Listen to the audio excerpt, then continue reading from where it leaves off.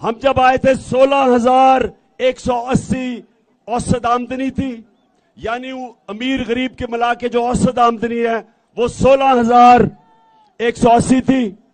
हमारे 3.5 साल के बाद 26,300 औसत आमदनी हुई, 62% ऊपर गई.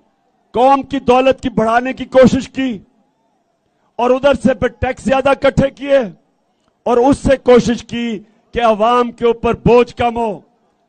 हेल्थ कार्ड लेके आए कि हर खानदान के पास 10 लाख रुपए की हेल्थ इंश्योरेंस हो, किसी भी अस्पताल में अपना इलाज करवा सके. एहसास के प्रोग्राम लेके आए, कामयाब पाकिस्तान के गरीबों को सूद के बगैर कर्जे दिए जाएं, बिजनेस के लिए, किसानों के लिए. सारी कोशिश की कि मुल्क में अपने लोगों के, अवाम के ऊपर बोझ कम किया जाए, नीचे से तबके को ऊपर उठाया जाए. और मुझे खुशी ये थी, दीर के लोगों सुनो, हमारे दौर में सारे बर्रे सगीर में जिस मुल्क ने सबसे ज्यादा रोजगार दिया वो पाकिस्तान था. तो हमने क्यों ये कोशिश की? क्योंकि हमारे ना इमरान खान के पैसे बाहर पड़े हैं, ना इसकी दौलत बाहर है, ना इसकी बिजनेस बाहर है, ना इसके कारखाने बाहर हैं.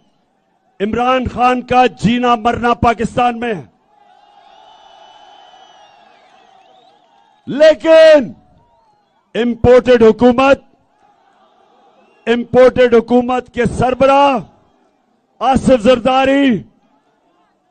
जरदारी और शहबाज शरीफ और नवाज शरीफ, इन सारों के दौलत मुल्क से बाहर पड़ी है. इनके पैसे चोरी के मुल्क से बाहर पड़े हैं. रात को एक और तोहफा दिया इस इंपोर्टेड हुकूमत ने. पहले पेट्रोल और डीजल 60 रुपए लीटर बढ़ा दिया. अब रात के अंधेरे में 45% गैस की कीमत बढ़ा दी. 45% गैस की कीमत बढ़ा दी.